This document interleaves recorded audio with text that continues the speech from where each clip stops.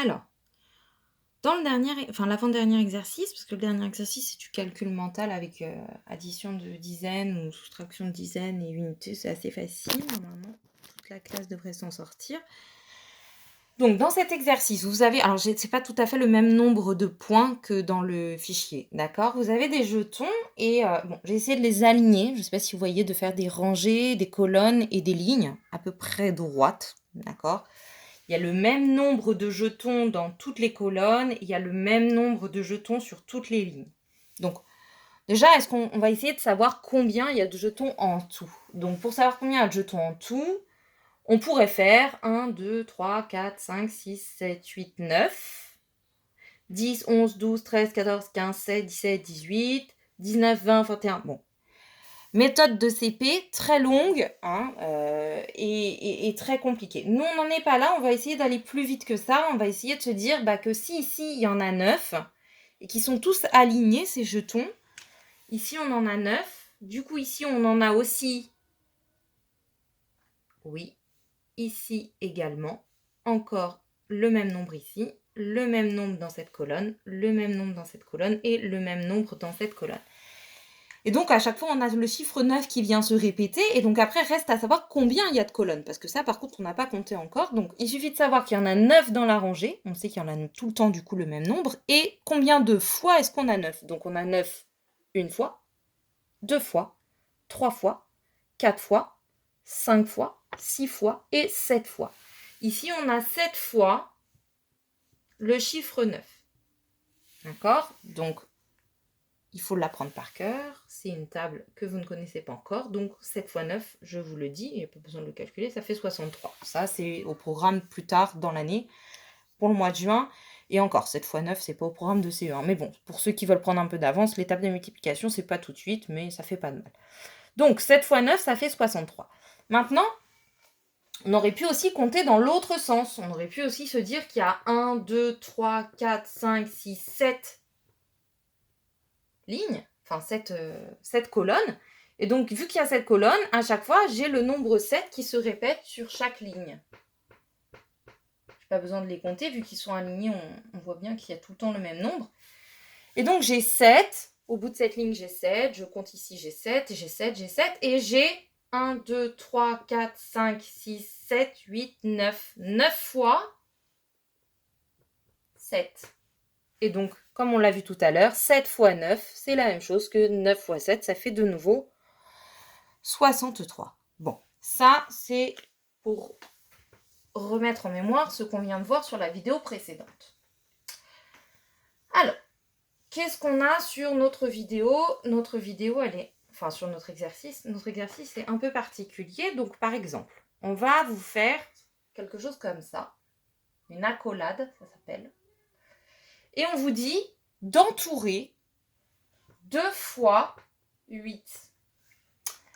Vous voyez que là, ils vous ont déjà entouré deux jetons.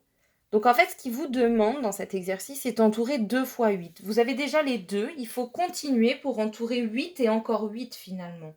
Donc 1, 2, 3, 4, 5, 6, 7, 8. Ça vient jusqu'ici.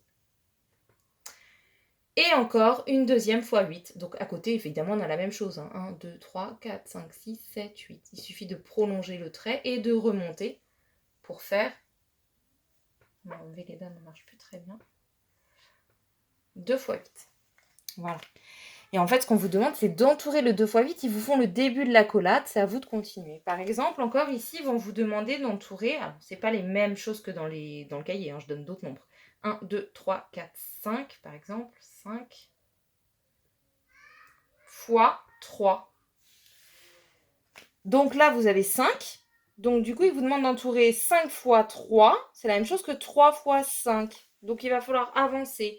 Vous avez 1, 2, 3, 4, 5. Encore 5. 1, 2, 3, 4, 5. Et une troisième fois 5. 1, 2, 3, 4, 5. Et donc on avance pour trouver 3 fois 5. 5 fois 3. C'est la même chose. 5, 5 et 5, 3 fois. Ou 3, 3, 3, 3 et 3, 5 fois. Un peu complexe cet exercice. Un autre exemple, ici, on va vous demander d'entourer 3 fois. Vous voyez, j'ai mis 3. Donc là, c'est soit ils vous mettent le... Enfin, en général, ils sont pas trop piégeurs quand même. Ils vont vous mettre 3 fois un nombre. Donc là, par exemple, 3 fois 2. Donc il va falloir que j'entoure 2, 2 et 2.